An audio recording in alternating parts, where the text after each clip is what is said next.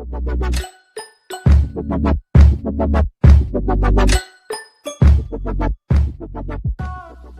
hey guys, welcome back to Tech Puffs with yet another video.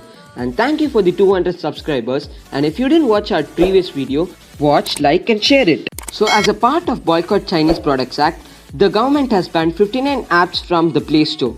So some of these apps are very important for our phone, and in this video I'm going to suggest some alternatives made by India and other countries.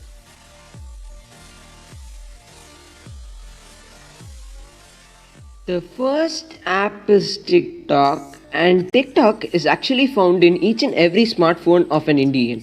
This app is used as an entertainment section to watch funny videos and interesting incidents. This app takes a lot of permission and stores our data which is sent to the Chinese. So instead of this app, I'm gonna suggest you an app called Rupuso. This app is actually made by an Indian. Like TikTok, this app allows you to watch videos, like them, and even make your own videos and content. You can even collaborate with a lot of people exactly like TikTok. Now, let us move on to the next app. This app allows you to transfer data and files to other person just by clicking the send and receive button. This also takes a lot of permission and gives a lot of unnecessary and annoying ads which irritate us often. You can also use these apps for watching videos, but I don't think a lot of people do that.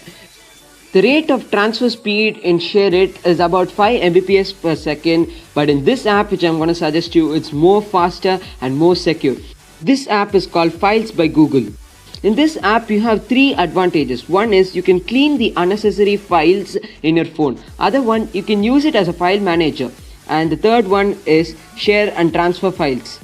This app is one of the best suggestions I can ever give you. The link of all these apps is in the description, so please do check it out. The third app which you're gonna see is actually the app which spoiled the lockdown and the quarantine for the students. Jokes apart, this app is none other than Zoom. Zoom is one of the apps which is used for making meetings and doing online classes, work from home and other things. There are many issues in this app that it is not safe and secure. The alternative for this app is none other than Google Meet. There are also other alternatives such as Cisco, WebEx and Skype, but Google Meet is one of the best. We can create meetings with just a tap and also the same features as Zoom, such as presenting screen. This is an app on development and you can expect a lot of other features coming soon. So it also allows you to give auto captions while speaking, which is one of the best features by Google. So Google Meet is going to help you as a very good alternative of Zoom. While talking about online classes, we have another app which is very useful for a lot of students. It is CamScanner. CamScanner is used to scan documents and make them to PDF and send to teachers and other things. You can also make a copy of the ID cards and make PPTs from this app. This app is a Chinese app, and the alternative which I'm going to suggest you is Microsoft Lens. Microsoft Lens can be used for scanning, and for example, I'm scanning this page. You have different options to select the filters, and then you have options to annotate on it. You can also add text, rotate the photo and convert it into PDF, JPEG and etc. This is one of the best apps you can use in spite of the ban of CamScanner. The next app which you're going to see is the alternative of WPS Office. WPS Office enables you to open PDFs, documents, PPT and many other formats of documents in this. This app does not contain many of the inbuilt fonts in MS Office from the PC, but it indeed contains a lot of other features which we can see and which really helps us, such as PDF compression and converting into doc, etc. The alternative which we are going to see is MS Office.